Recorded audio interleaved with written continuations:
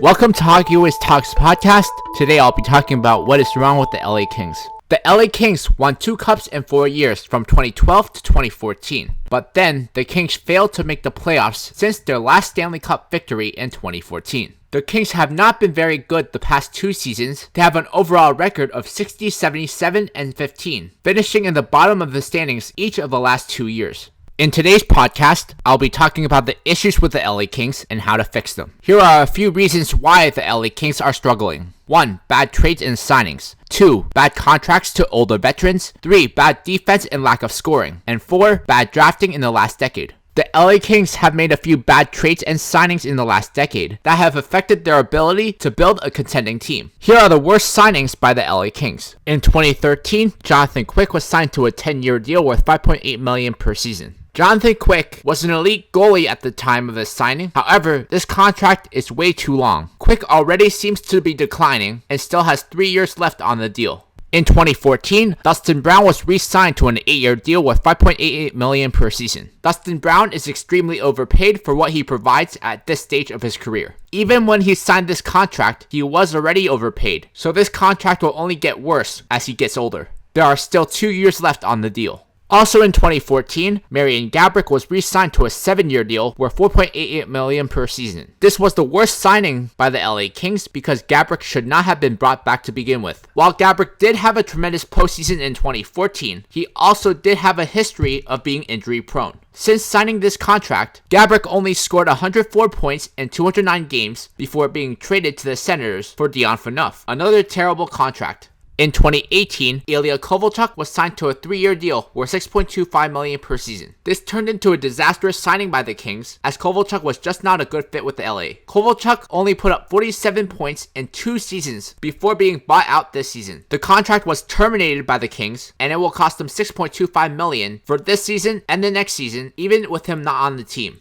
In 2019, Drew Doughty was re-signed to an 8-year deal worth $11 million per season. While Drew Doughty might be one of the best defensemen in the league, he is easily the most overpaid player as well. Doughty has been playing heavy minutes since his rookie season, and as we have seen with Duncan Keith, he will eventually start to decline. Let's say Doughty starts declining at 35. He will still have 2 or 3 years left on his deal at $11 million per season. Here are the worst trades by the LA Kings. Acquiring Dustin Penner from the Edmonton Oilers for Colton Tuber, a first-round pick in 2011, Oscar Klefbom, and a third-round pick in 2012, Daniil Zarkov. Although Dustin Penner was a major role player on the 2012 Stanley Cup Championship team, it wasn't worth giving up this much for him. In the long run, the Edmonton Oilers win this trade in a landslide, as Klefbom has turned into a top-pair defenseman.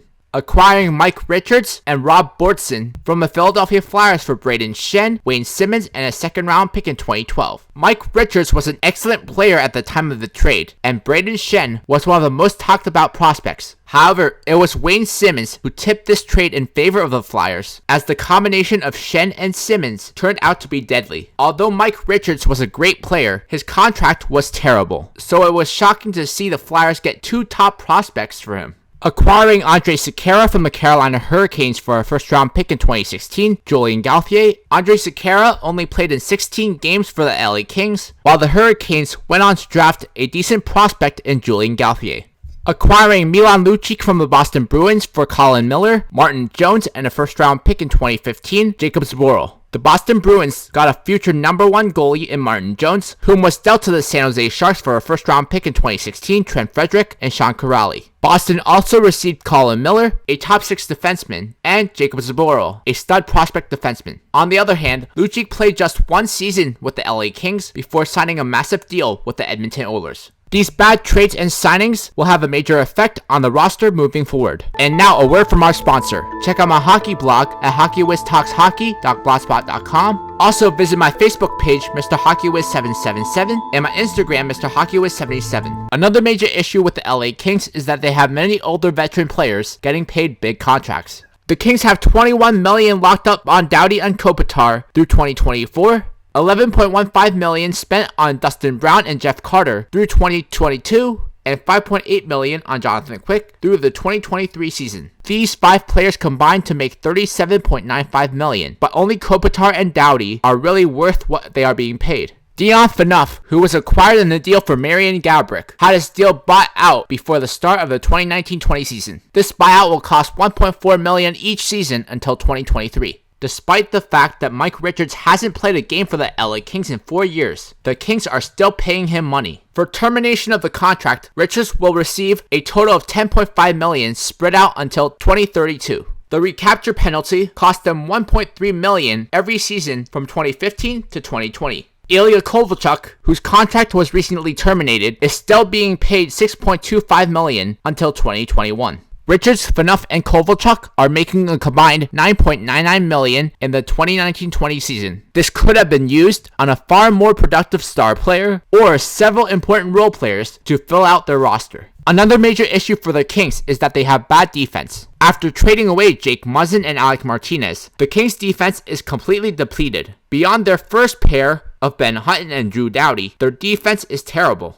Their second defensive pair of Mikey Anderson and Matt Roy is really inexperienced. Anderson seems to be a bottom pair defenseman, and Matt Roy, while having a good season, is really playing in his first full season in the league at 25. The third pair of Sean McDermott and Sean Walker has potential, but yet again, they don't have enough NHL experience. Between Anderson, Roy, Walker, and McDermott, they have played in 191 games combined, an average of around 47 games. Anze Kopitar is their leading scorer with 62 points. Their next highest scorer is Alex Iafallo, who has 43 points, followed by Dustin Brown and Drew Doughty, who both have 35 points. Adrian Kempe and Jeff Carter had 32 points and 27 points respectively. Tyler Toffoli had 34 points in 58 games before being dealt at the deadline to the Vancouver Canucks for Tim Schaller, Tyler Madden, a second-round pick in 2020, and a conditional pick in 2022. The fact that no one outside of Kopitar had 50 points is just sad. It really is amazing that the Kings didn't finish with a worse record. The drafting was a major concern for the LA Kings in the last decade.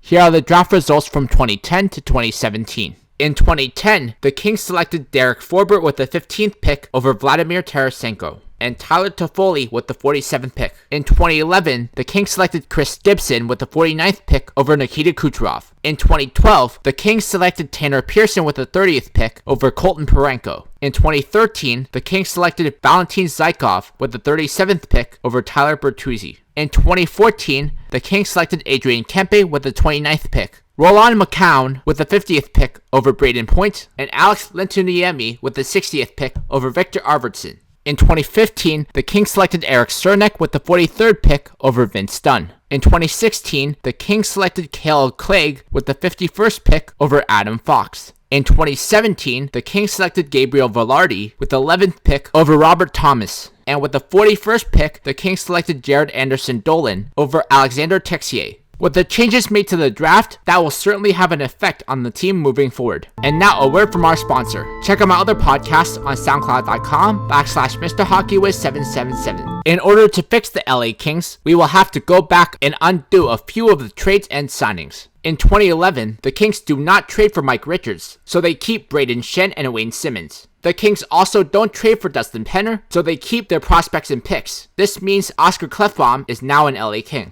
Instead of re-signing Jonathan Quick in 2013, he gets dealt to the Florida Panthers for Jacob Markstrom, Nick Bjugstad, and a first-round pick in 2014, Nikolai Ehlers. The Panthers get a stud number 1 goalie in Jonathan Quick, while the Kings get a young prospect goalie in Jacob Markstrom, a top prospect in Nick Bjugstad, and a first-round pick. Because the Panthers get Jonathan Quick, they don't end up with the first pick in the draft. In 2014, the Kings don't re-sign Dustin Brown and Marian Gaborik. They both become UFAs. And since the Kings don't re-sign Gaborik, they don't have to trade for Dion Phaneuf. In 2014, Jeff Carter and Trevor Lewis are traded to the Buffalo Sabres for Brayden McNabb, Johan Larsson, a second-round pick in 2014, Christian Dvorak, and a first-round pick in 2016, Charlie McAvoy. The Buffalo Sabres get a number 2 center in Jeff Carter and a veteran forward in Trevor Lewis, while the Kings get 2 prospects in McNabb and Larsson and 2 picks.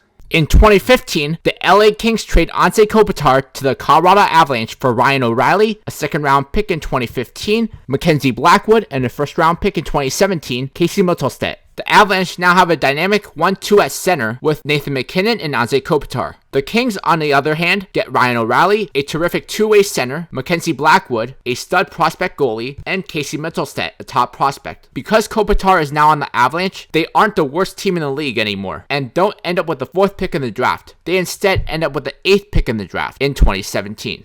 LA Kings also don't trade for Milan Lucic. This means they keep Martin Jones, Colin Miller, and their first round pick in 2015. Since Markstrom hasn't developed into a dependable number 1 yet, the Kings keep Martin Jones. In addition, the Kings will select with the 13th pick in 2015, Matt Barzal. The LA Kings don't trade for Andre Sekera, as he was never a fit to begin with. This means that Julien Gauthier is now a member of the LA Kings. The LA Kings make a blockbuster trade, sending Adrian Kempe, Tyler Toffoli, and Colin Miller to the Chicago Blackhawks for Philip Deneau, Toivo Teravainen, and Erik Gustafsson. The Blackhawks get 2 promising young players in Kempe and Toffoli, along with Colin Miller. While the Kings get Philip Deneau, a great two-way center, Toivo Teravainen, a highly skilled player, and Erik Gustafsson, a seldomly used defenseman on the Blackhawks. LA Kings don't sign Ilya Kovalchuk in free agency, as he is not a fit with the team we are trying to build. LA Kings still end up trading Jake Muzzin, but in a different trade. Jake Muzzin is traded to the New Jersey Devils for Jesper Bratt, Pavel Zacha, and a first-round pick in 2018, Ty Smith. The Devils get a veteran defenseman for their playoff push, while the Kings get 2 young players who have potential in Bratt and Zacha and a first-round pick. As tough as it is not to re-sign Drew Doughty, the Kings should play it smart and trade him while he still has top value. It will also be smart not to be paying Doughty $11 million when he's 36 or 37. So the LA Kings trade Drew Doughty to the Toronto Maple Leafs for William Nylander, Kasperi Kapanen, Travis Dermott, a first-round pick in 2019, and a first-round pick in 2020. The Maple Leafs get their number 1 defenseman, while the Kings get Nylander, Kapanen, and Dermott, 3 really good NHL players, and 2 draft picks. The Kings don't re-sign Wayne Simmons, so he becomes a UFA. The Kings make a few trades to fill out their lineup. LA Kings trade Vladimir Tarasenko to the Ottawa Senators for Drake Batherson, Logan Brown, a first-round pick in 2020, and a first-round pick in 2022. Kings also trade Ryan O'Reilly to the Calgary Flames for Noah Hanifin, Dylan Dubé, and a first-round pick in 2020. Martin Jones and Kasperi Kapanen are traded to the Detroit Red Wings for Dennis Cholowski, a second-round pick in 2020, and a second-round pick in 2021. LA also trades Nikolai Ehlers and Christian Dvorak to the Winnipeg Jets for Jack Roslovic, Jansen Harkins, Sami Niku, and a first-round pick in 2021.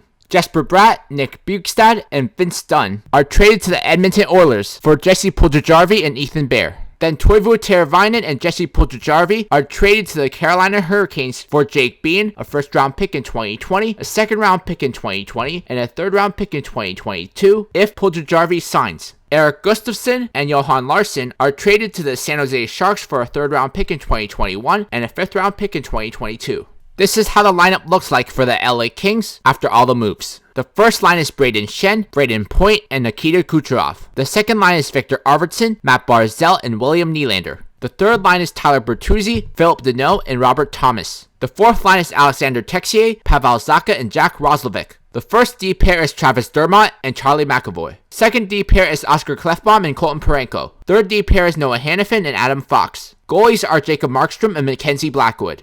Top 4 prospects in this system: Casey Mittelstadt, Drake Batherson, Dylan Dubé, Logan Brown, Julien Gauthier, Jansen Harkins. Top defensive prospects in the system: Ethan Bear, Ty Smith, Dennis Cholowski, Jake Bean, Sami Niku. The LA Kings have assembled a really solid roster that looks like a borderline playoff team in the 2019-20 season, but will turn into a serious contender in the next 3 to 5 years. On my next podcast, I'll be talking about what is wrong with the New York Islanders.